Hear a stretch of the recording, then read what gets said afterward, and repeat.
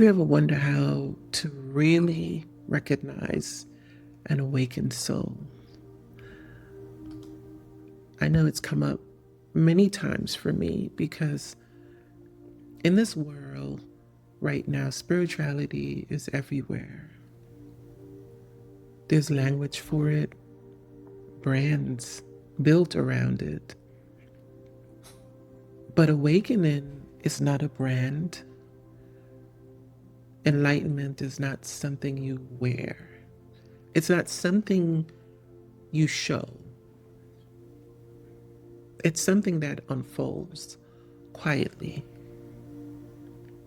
So how do you know? How can you really know? How can you really tell? What do they look like? How do they act? Because I've asked the question too. And what I've learned is you won't always know right away. The answer isn't on the surface. It's not loud, and it's not forceful either. But if you sit with someone long enough, if you listen with more than your ears, you start to feel it. Their spirit speaks, not in performance, but in presence. You don't really know if someone is awakened by just looking at them. Not by how they talk, not by what they claim, but the more time you spend near their spirit, something starts to happen. It stirs something inside of you. They awaken something without even trying. Before I became more conscious, I used to judge people in the way we're conditioned to, by identity, by image, by what the mind told me they were. I'd look at how they showed up, how they dressed, how they talk, what they did, who they were supposed to be. But really, I was judging from the lens of identity, through ego. And that lens, it was full of old pain, programming, survival patterns. Have you ever noticed that? Most people speak from their pain, from their wounds, those traumatic experiences they faced. We relate through trauma stories. We filter everything through what hurts us. Have you noticed that? Judgment not based on your spirit, but based on what their own mind tells them. And if they haven't done the healing, they're going to meet you through their wounds, through their pain, through culture, through fear,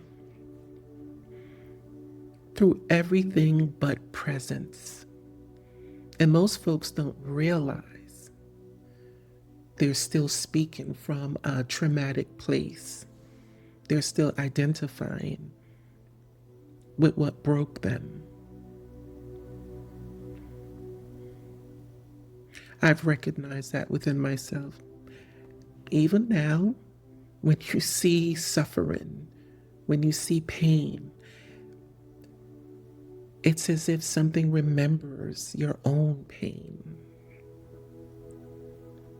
So I have to return to presence. I can't identify, because if I identify, it pulls me.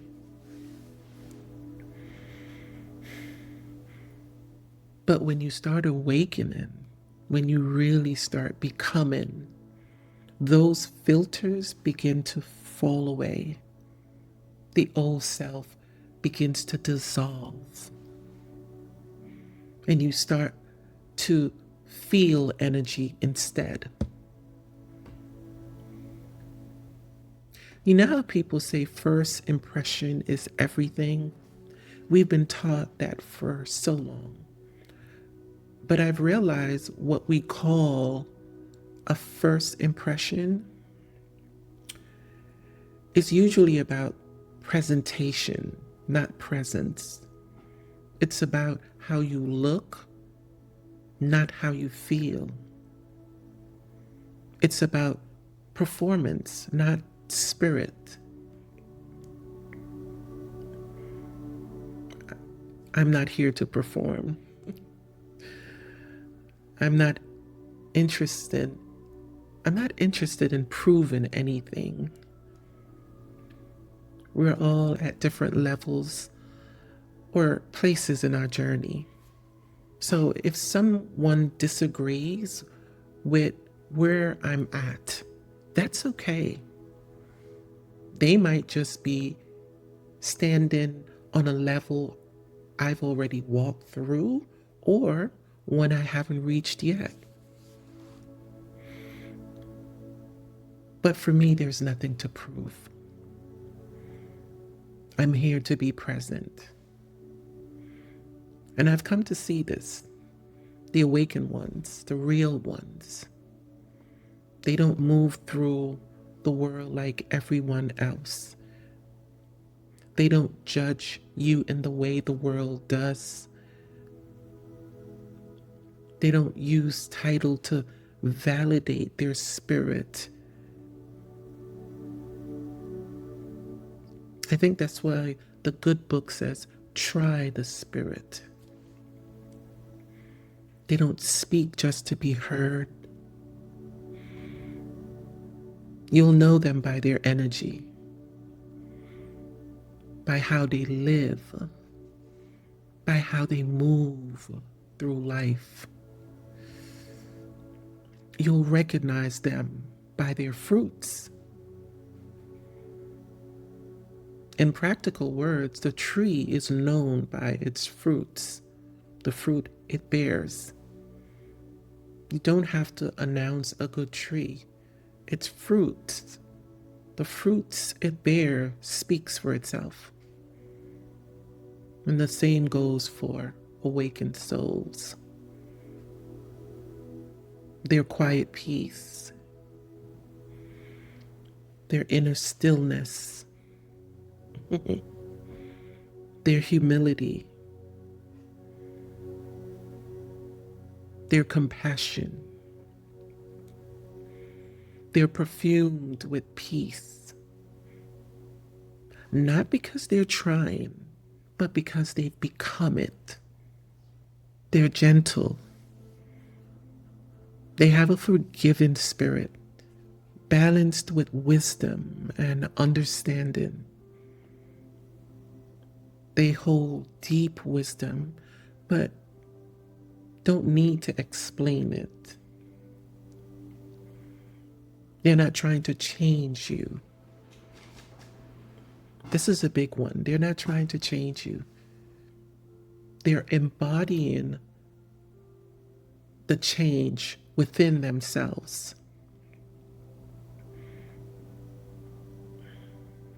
Have you ever noticed a deer, the creature, the animal, how a deer just is? And there's a peaceful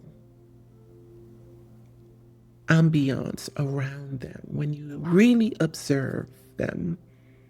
Peaceful, present, unbothered, just being. Awakened ones, sometimes they're misunderstood because the world doesn't recognize quiet beingness. Even some spiritual folks don't recognize it. Maybe because they're still chasing the idea of awakening instead of living it, being it.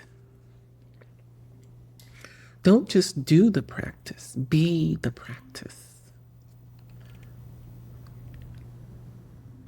Enlightened beings carries a deep inner peace and an awareness, a conscious awareness,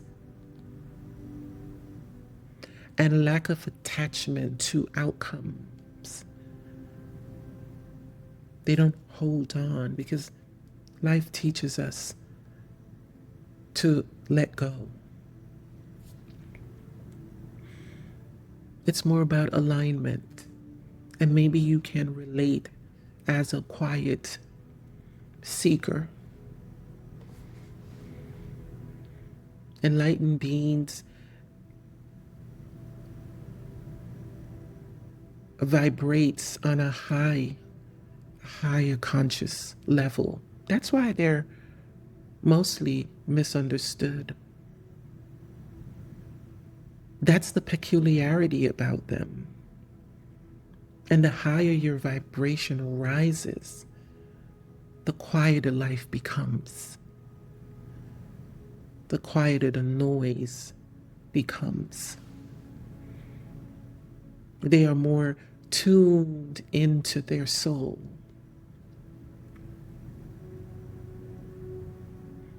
And that's the real difference. Because when you're around someone who's truly awakened, they don't have to say anything. You feel it. It shifts something in you. Not because they're impressive, but because they're real. Authenticity feels natural, not force. You feel peace just by being around them. Maybe you feel safe to be yourself because they're not trying to change you. They're not trying to prove anything. They've made peace with who they are,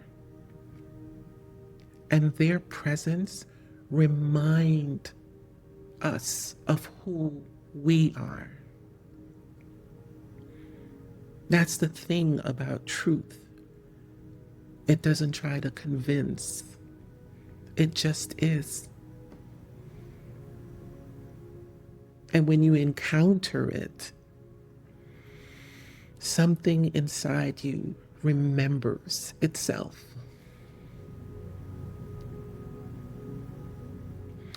And I'm not saying awakened people are perfect. I'm not perfect. I don't claim to be enlightened.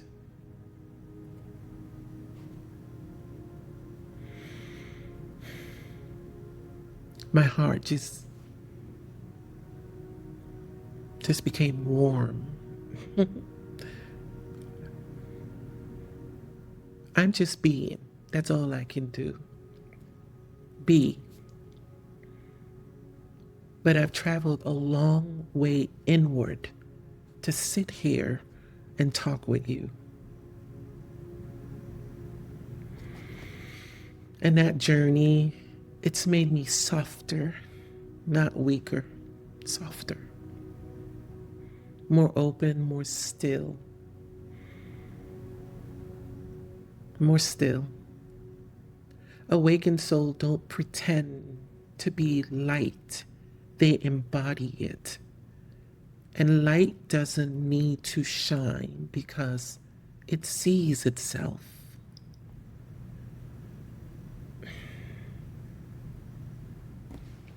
If you feel like you're becoming, if you're waking up little by little, then just keep going.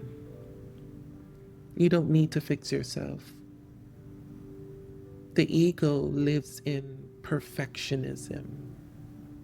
You don't need to perform your healing. Just return to presence. And I would usually say return home to yourself. But just to go deeper, or maybe to clarify, just to clarify, return to what is undying within you. Return to your soul again and again. Don't you ever give up on yourself. Give up on everything else, but never on yourself. You don't need to be loud to be powerful. You don't need to be seen to be real. You don't need to wear awakening like a title. You just need to listen inward. Because the ones who really carry the light, you won't recognize them by what they say. You'll recognize them by how you feel in their presence. You'll feel something shift, something soften, something return. And maybe it's not about recognizing them. Maybe it's not even about recognizing them. Maybe it's about remembering you.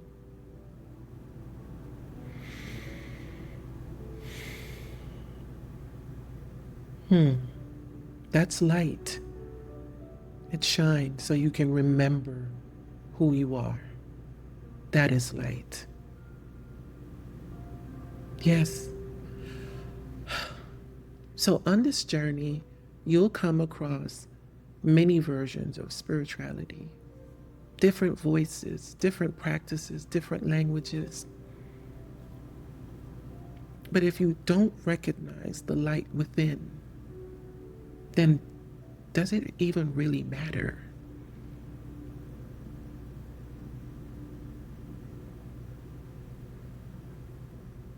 It just becomes another identity to wear, another costume for the ego to hide behind.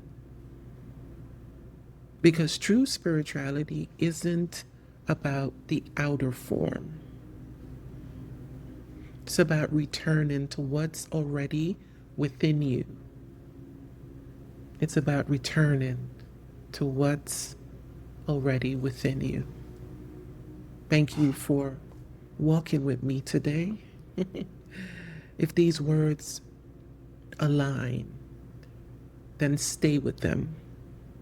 But more importantly, listen to your soul. Listen to your soul. And leave a comment or just a heart emoji. And spread some love, some much needed love for what the world needs right now. That's more than enough.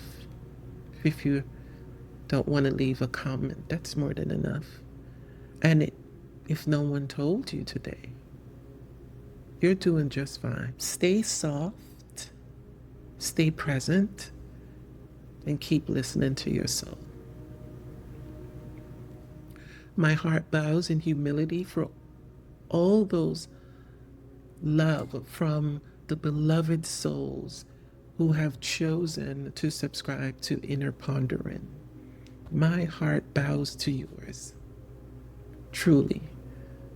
Until next time, thank you. Thank you so much. Thank you.